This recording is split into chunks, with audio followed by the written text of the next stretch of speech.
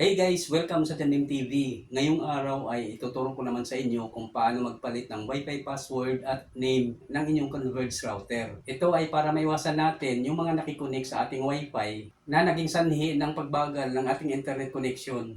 Para ito sa mga subscriber na mayroong router na ZTE F670L. Ito yung isang version ng router na kulay green yung kanyang dashboard. Kaya simulan na natin guys, pero bago ang lahat, huwag niyong kalimutang mag-subscribe at mag-like at pindutin ang notification bell upang maging updated kayo sa susunod kong mga uploads na video.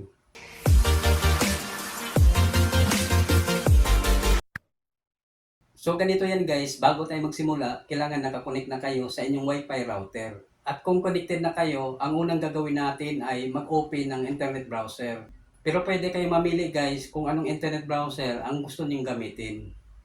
Sa akin naman, ang gagamitin ko ay Google Chrome. So, itap lang natin yan.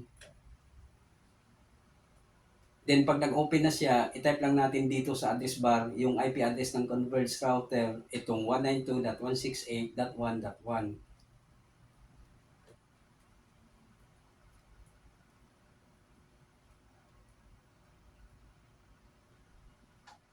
Then, itap natin itong Go. So, ayan guys, ito na yung admin web interface ng Converge router. At dito natin itatype yung default username at password ng router. So, dito sa username, ang itype natin ay admin.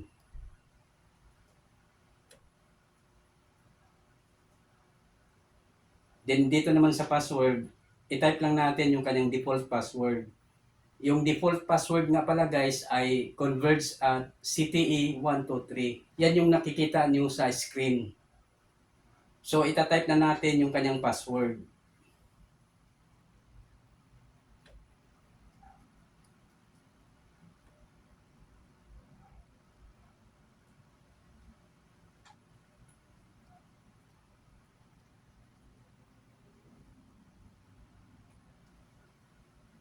Then itap natin itong login. Ayan guys, ito na yung dashboard ng Converge router. At kung napapansin ninyo, kulay green yung kanyang dashboard. Ito kasi yung unang version ng CTE F670L. Yung sumunod naman nito ay kulay blue yung kanyang dashboard. Then once na nakalagin na tayo, itap lang natin itong network. Then dito, meron tayong makikitang WLAN Radio 2.4G. Bali ito yung ginagamit ng karamihang Wi-Fi user. Itap lang natin yan. Then pagkatapos, punta na tayo dito sa SSID settings.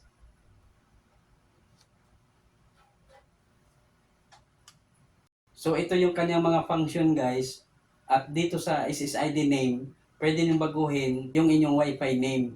Halimbawa sa akin, papalitan ko siya ng John Mim.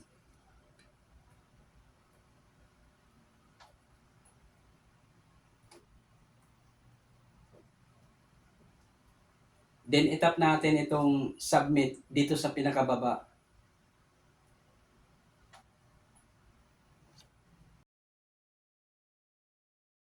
Pagkatapos niyan ay madidisconnect tayo sa Wi-Fi router.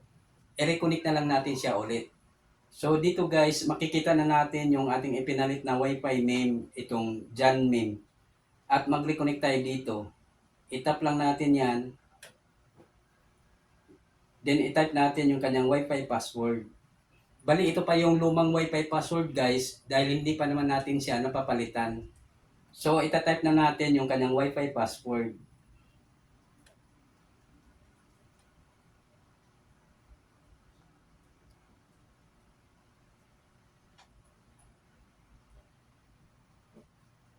Then tap connect.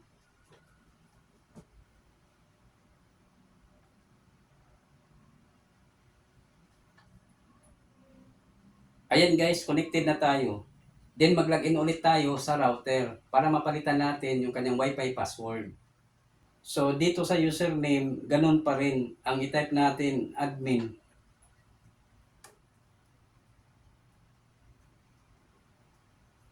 At sa password naman, ganun pa rin.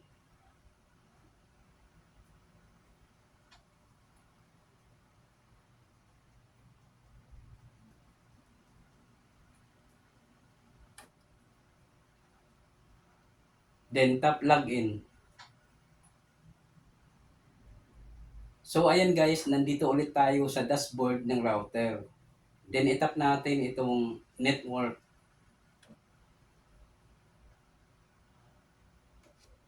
Next naman ay itap natin itong WLAN Radio 2.4G.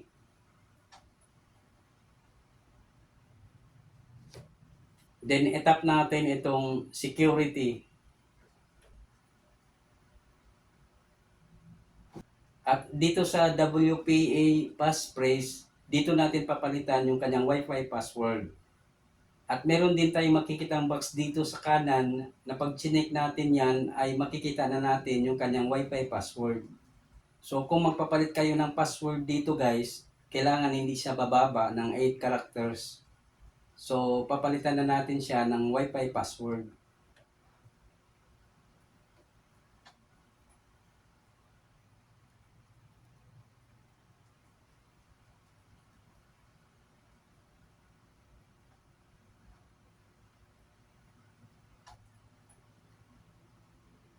Then pagkatapos, itap lang natin itong submit.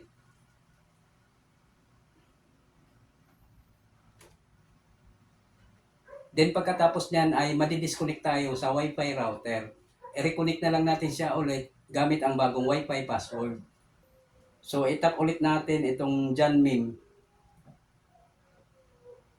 Then itype natin yung kanyang bagong Wi-Fi password.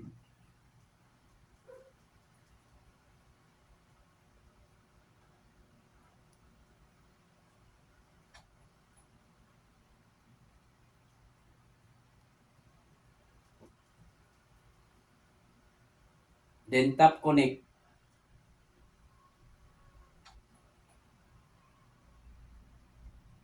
Ayan guys, connected na tayo gamit ang bagong password. So ayan guys, ganyan lang kadali ang magpalit ng Wi-Fi password at name sa inyong Converge router ZTE F670L. Hanggang dito na lang muna at sana ay nakatulong sa inyo ang video na ito. Ako po si Rodolfo Membreve Jr. at huwag niyong kalimutang mag-subscribe at mag-like at pindutin ang notification bell upang maging updated kayo sa susunod kong mga uploads na video. Bye!